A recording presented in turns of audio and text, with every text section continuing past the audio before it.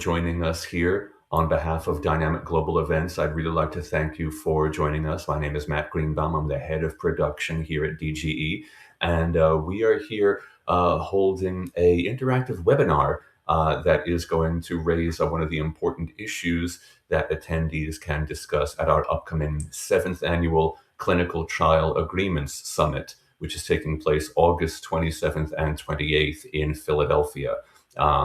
In just a moment, I'm going to introduce our speaker for this webinar, but just I wanted to make sure that everyone knows on the right side of your screen, you'll see a couple of different tabs. There is a Q&A tab where we encourage you to put in any questions you would like our speaker to address. We'll do our best to get to those.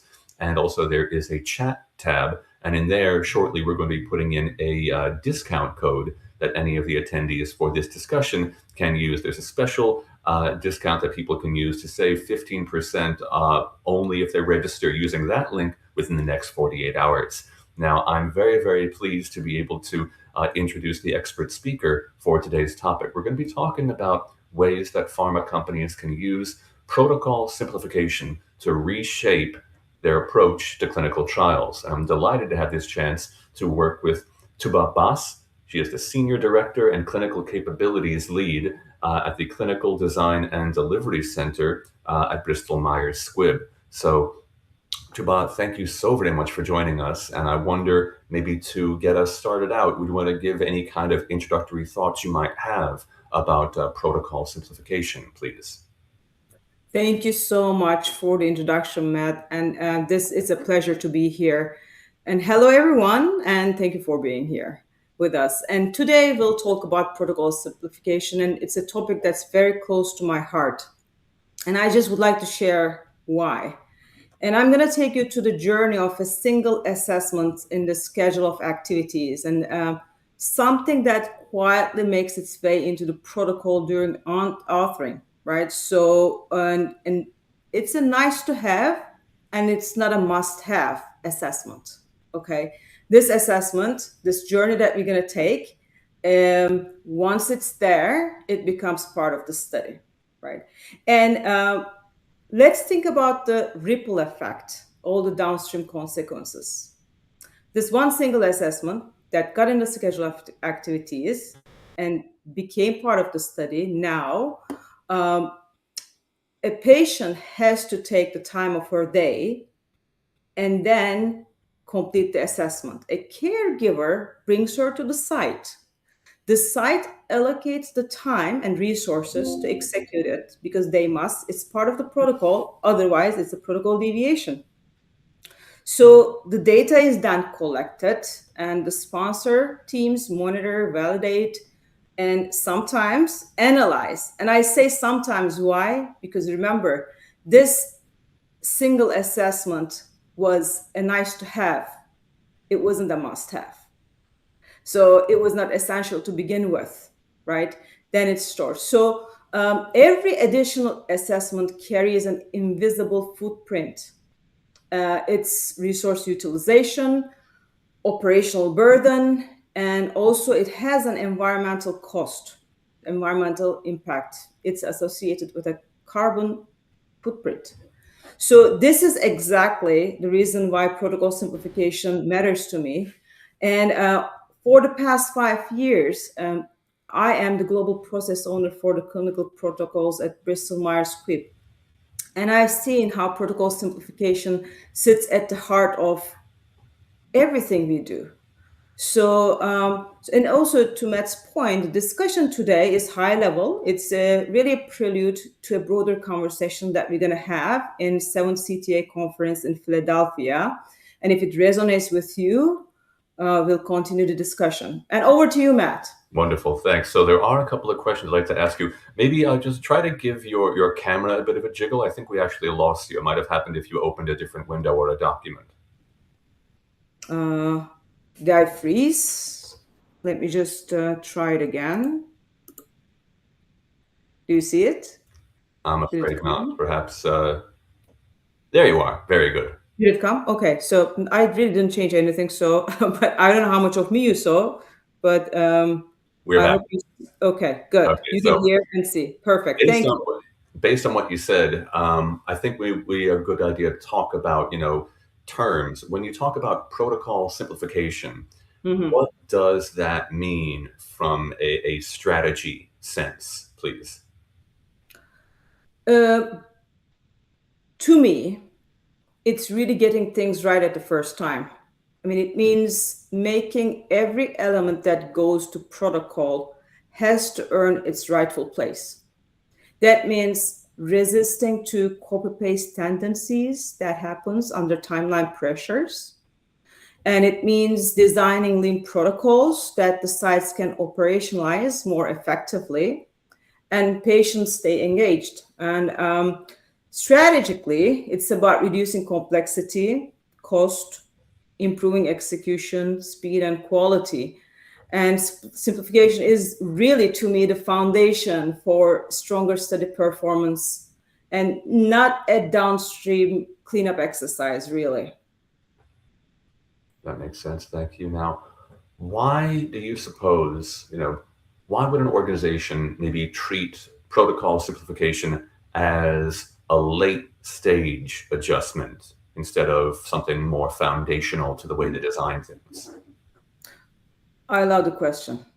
And let me tell you why. Because this is something that complexity is something that creeps in gradually, right? Um, the protocols doesn't start with complexity. It starts on objectives and endpoints. And but what happens over time during protocol authoring, every function adds something with good intent. This is very important. Everybody wants to answer a research question. It's all good intent. An extra endpoint, an extra assessment, an extra precaution. But individually, those decisions may sound very reasonable, right? This is great. Let's explore that. But collectively, they create a protocol that is much harder to execute. So that's the reason I believe really it's really goes fast and it just gets in there. And when it's realized, it's already too late. Matt, yes, great question. Thank you. Thank you. So, like, sticking to the point of, why simplification is important. If someone has created an overly complex protocol, what kind of risks or inefficiencies does that bring into play? I would say the most immediate risks are burden and delay. And the patients have more visits. That translates to more disruption to their daily life, as I mentioned in the opening. Sites face operational friction and heavier administration load, right? And sponsor teams deal with more complexity in data monitoring, handling, and issue resolution.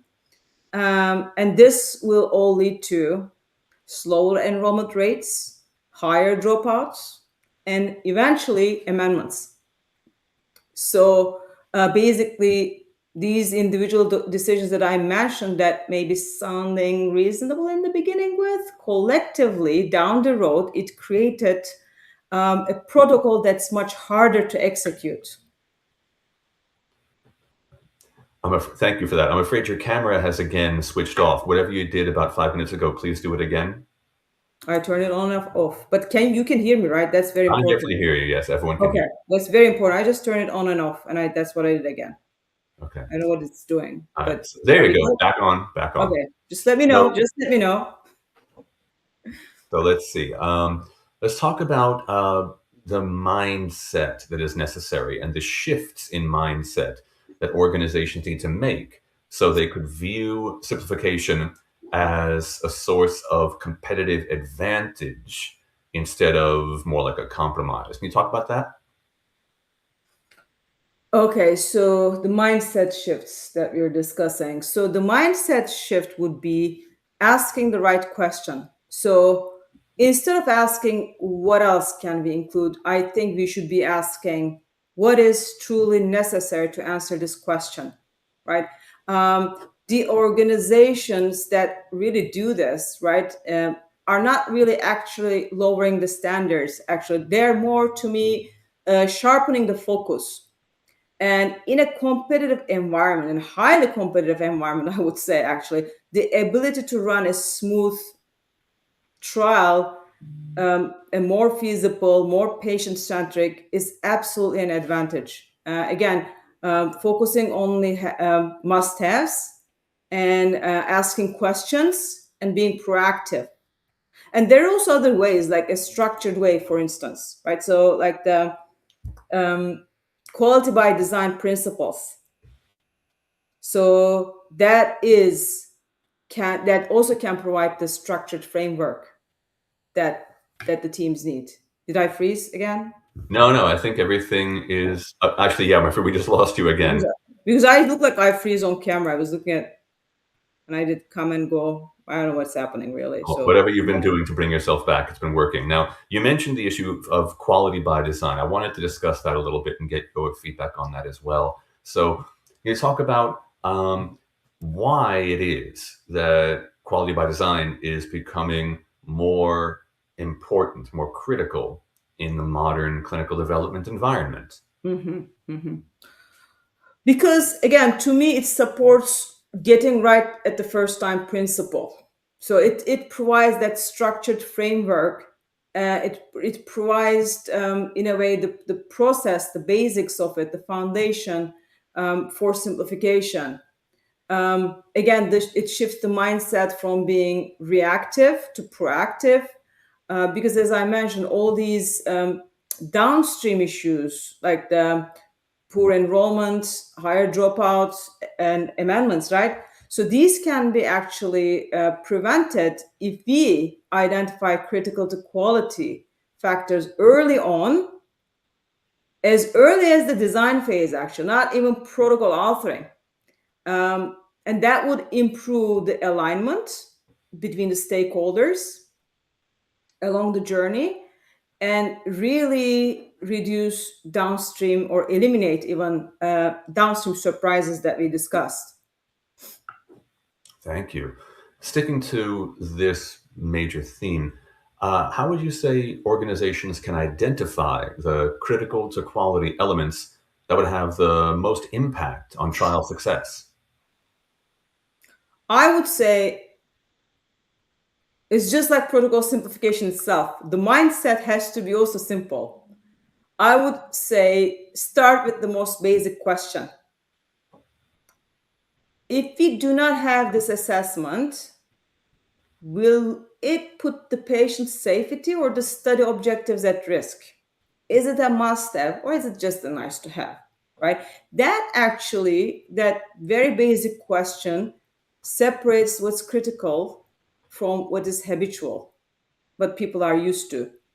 Uh, then communication is very important, because, as I mentioned, the protocol authoring is a journey. It's definitely a journey, right? So as it happens, the feedbacks come in, and when it does, all stakeholders has to assess the decisions that were made, right, to move along with that assessment or not. And for that, at times, all stakeholders needs to get together on the table to discuss openly, right? So if one of them sees a red flag, be brave to ask the question, be proactive. Do we really need this? And bring in the right stakeholder: clinical, stats, data management, operations, and whoever that stakeholders. And I also would like to emphasize, this is very, very important to me. We have to make sure patient voice and patient advocacy groups feedback has to be also in, right? So that's very important. And if possible, site feedback too. So that will help in defining and determining what is really needed. And that would also, initial alignment will help all the teams to actually have a simplified protocol. Yes, that would be the way to go. Thank you. Basic question. Uh, from your experience, can you talk about how integrating quality early on helps Mhm. accelerate timelines or reduce downstream issues, please? Sure. So, as in life, You either pay with cash or with credit card. There's a choice, right? So every unresolved design question becomes more costly later. And one immediate impact that I would say is avoidable amendments, right? So um, if you think about early quality thinking prevents late execution problems. If we challenge assumptions early and clarify the endpoints, rationalize assessments, identify critical to quality factors, and bring in the stakeholders, as I mentioned, have an open dialogue with all the stakeholders, we will definitely avoid some amendments down the line. There are good amendments too. I'm not going to get there, but then some amendments that could have been avoided will be prevented from happening. And that is how you accelerate end to end timelines, because it's never about protocol authoring. This is a case that it's best slowing down slightly at the front and can speed up the whole process, because an amendment would cost money, time, and also reputation of the sponsor as well, right? Um, yeah, but no framework is enough, Matt. Like no framework. So the culture also matters a lot, right? So there's an execution part. You can have the best process in the world, best framework. You identified all the quality factors. If you're not getting the buy-in, or if the culture is not receiving, then the execution will be impacted. Mhm. Mentioned the issue of the culture. Let's talk about that more in terms of things like a company culture, a team culture. What role would discipline and Mm, accountability play in improving trial execution and outcomes? mhm. I think it's great. It's a great question. Um, Discipline and accountability are essential and critical. Because, like I mentioned, even the best framework will fail if no one owns the behavior. And simplification requires teams to stay focused on what matters most. And that actually takes discipline.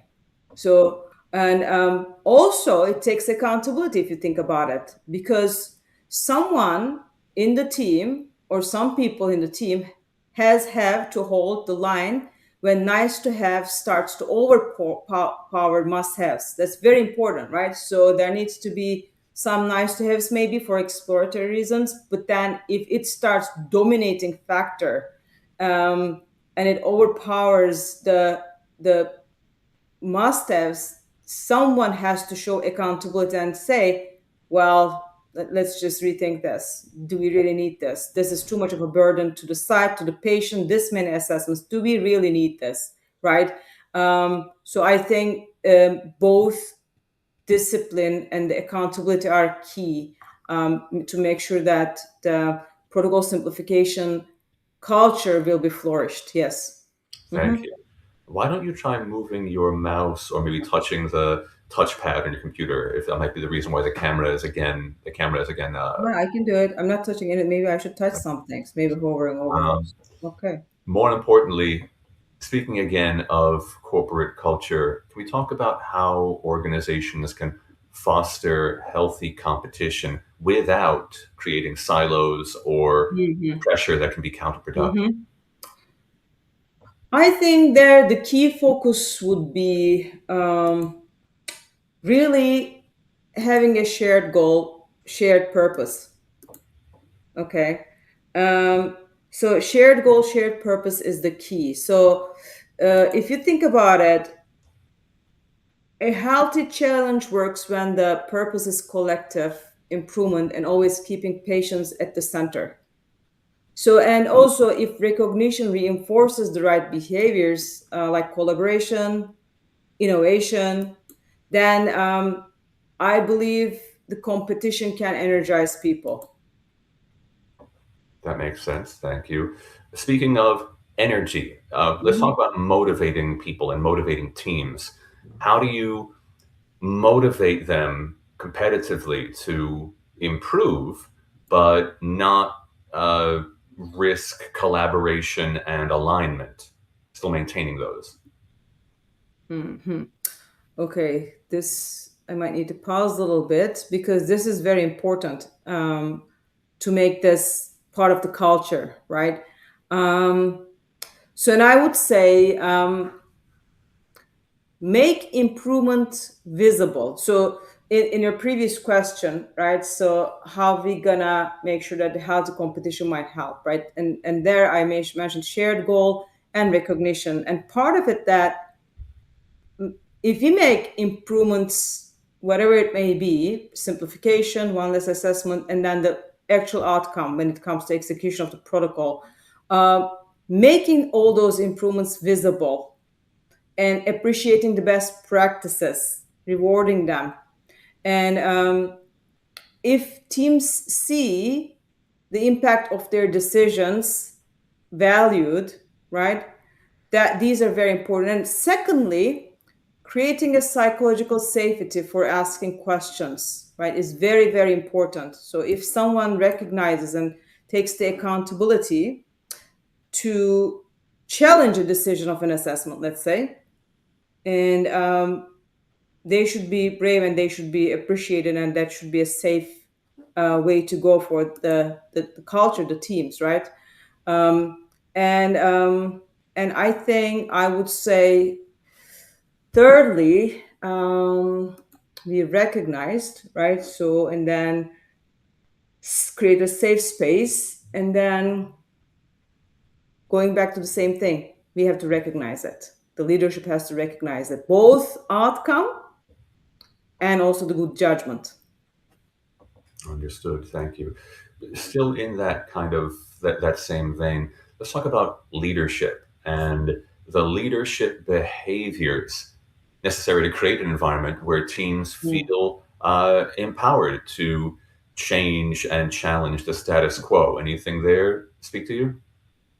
Yes, yes. Because leadership actually molds the culture, right? So teams look up to leaders. They want validation, they want recognition. These are very important. So there is a lot on leaders. And I think what leaders have to do is they have to balance curiosity and the control at the same time. So they have to reward the thoughtful simplification, not only speed and volume. So if the culture is only focusing on speed, rush, rush, rush, out of the protocol, get it out of the door, and volume, right? How many protocols per year, whatever it is, which are great because that's our job, right? We have to have urgency. But how we gonna balance it? How we gonna, as I mentioned earlier, actually control that curiosity, right? And reward thoughtful simplification. Okay, so yes, Team X did a great job in delivering the protocol in X many weeks, but they had five amendments in the startup. But the Team Y take a little bit longer, maybe, but then that team didn't have any startup amendments, doing fantastic enrollment, right? So that has to be rewarded. Okay. Also, I believe the leadership has to create a space for people to ask, do we really need this? Right. So without being seen as lowering the scientific bar, that's very important, I believe. And I think that's how simplification becomes part of culture rather than a one-time initiative, right? Would you agree? I I appreciate the input on this. I don't know if I have the standing to agree, but it definitely makes something. I'm curious to see what our audience says about it. Um, these have been very, very interesting and detailed answers, and I thank you for providing such detail on them. I want to keep going for a moment, but again, would remind our audience that if anybody wants to ask Tuba any questions, please feel free to type those into the Q&A tab sooner rather than later. Um, I want to thank you again for your insight on these issues. And I wondered if maybe just all told, do you have any, I guess, final takeaways about protocol simplification? Mhm. Anything that you would want your colleagues, anybody you were talking with, to especially remember and cling to? I think if there's one message I would leave with is that protocol simplification, quality by design, and disciplined execution, they are not separate ideas. We all need all three, right? So, and they're part of the same mindset, and that also defines how we respect the realities of our patients and sites, right? So, and remember, just have must-haves and avoid nice-to-haves. And thank you so much, Matt, and thank you so much, everyone. It is wonderful to have had your input on this, Tuba. Thank you again. And I want to thank all of our attendees for participating. I hope that you got something worthwhile out of it. Tuba is one of the many speakers who will be sharing her expert voice at the 7th Clinical Trial Agreements Summit. You can hear more from her in person, Philadelphia, August 27th and 28th. And as just one last reminder, in the chat feed right now, you can see that there is a special discount code that you webinar attendees can use. That is only available for the next 48 hours. And we very much hope that you will take advantage of it. And we hope to see you there. Tuba, thank you again so much for your time and input. And I'll see you in later this summer. Thank you so much for inviting. I appreciate it. I'm looking forward to continuing the discussion. Thank you so much, Matt, and everybody here. Thank you, everyone. Bye-bye. Bye bye.